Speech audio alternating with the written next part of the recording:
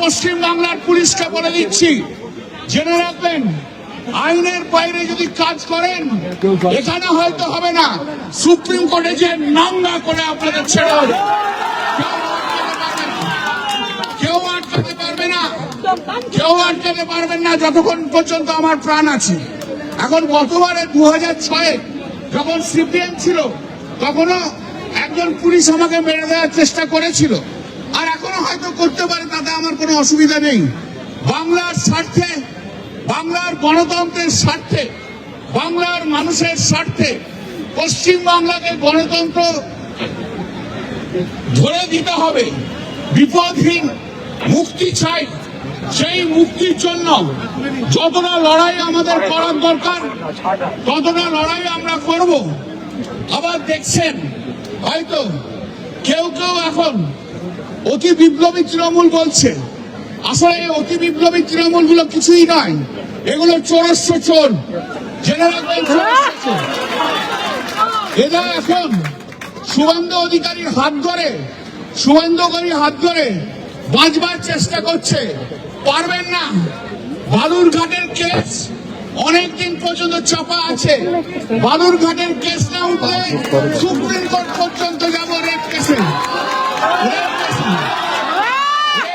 যাবো, কিন্তু ছাড়বো না, একটাও ছাড়বো না।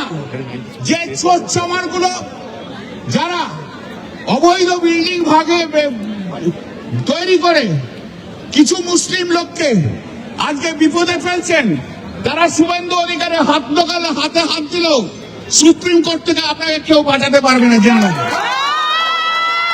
যদি বাপের বেটা হন, যদি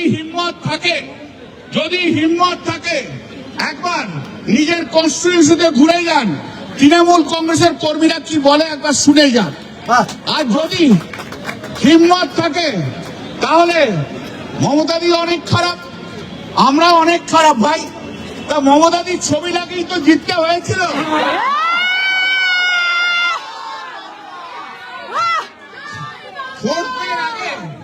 ফোর্থ মে আগে দিদি হচ্ছে ভগবান, আর ফোর্থ মে পর দিদি হচ্ছে শয়তান। বেশ খেলা খেলছো। যদি হিম্মত থাকে, বাপের বেটা হন, আর যত বড় হুইসেল ব্লোয়ার হন না কেন, হিম্মত থাকে রিজাইন করে 6 মাসের মধ্যে ওখানে জিতে এসে দেখান যে আপনি সত্যিকারের এক বাপের বেটা। দেখতে চাই আমরা, হুইসেল ব্লোয়ার বলে কিছু হয় না। পার্লামেন্টে, অ্যাসেম্বলিতে কোনো হুইসেল ব্লোয়ার হয় না। যে টিকিটে জিতে আসে সেই দলের নীতির কথা বলতে হয় বিধানসভায় দাঁড়িয়ে। তো যারা তৃণমূল কংগ্রেসের নীতির কথা না বলে আজ বিরোধী দলে আছেন, হুইসেল ব্লোয়ার বলছেন, আসলে নয়, আপনি শুভেন্দু অধিকারীর দালালি করতে চাইছেন, তাই জন্য বলছেন। আপনি চিরকালের দালাল, এটা তো আমি জানি।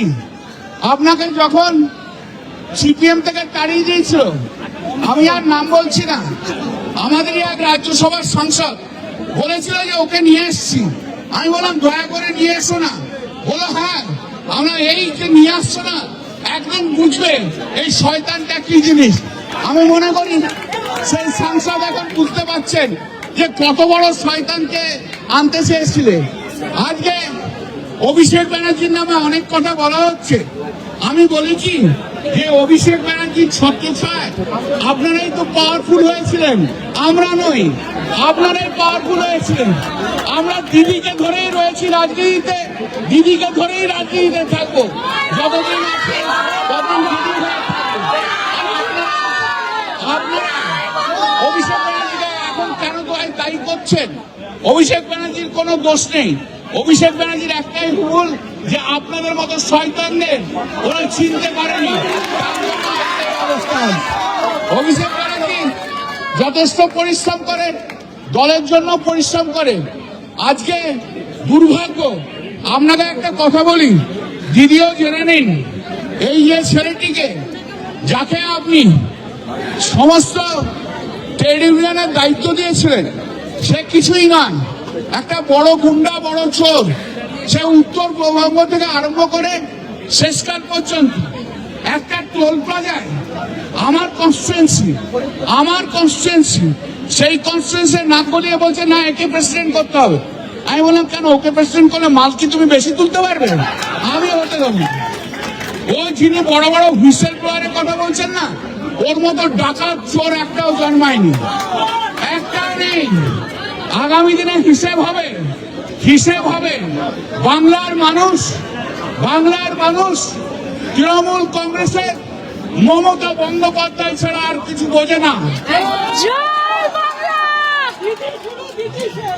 যারা মনে করবে যে মমতা বন্দ্যোপাধ্যায়কে বাদ দিয়ে অন্য কিছু করব, আমি কথা দিয়ে যাচ্ছি আগামী 2 থেকে 3 বছরের মতো দুর্মূষ হয়ে আপনারা বসছেন। বাংলার মাটিতে ঘুরবেন, চুরি করেছেন করুন। শুভেন্দু অধিকারী আপনাদের বলেছে চুরি থেকে বাঁচিয়ে দেবো, কিন্তু এইবার আমি দেখব আমি ওই চোর তৃণমূল কংগ্রেসের এমএলএদের দেখব যারা শুভেন্দু অধিকারীর সঙ্গে হাত মেলাচ্ছে। একটা করে মামলা করব, সুপ্রিম কোর্ট পর্যন্ত টেনে নিয়ে যাব। শুভেন্দুর এই বড় বড় কথা তো, আর শ্রমিকের বড় বড় কথা কেমন করে আমি দেখব। শ্রমিকের গতি চলবে। আরো ভালো ভালো খবর দেখতে সাবস্ক্রাইব করুন বাংলা হান্টের ইউটিউব চ্যানেল। বাংলা হান্টের আরো খবর দেখতে নজর রাখুন। বাংলা খবর মানেই বাংলা হান্ট।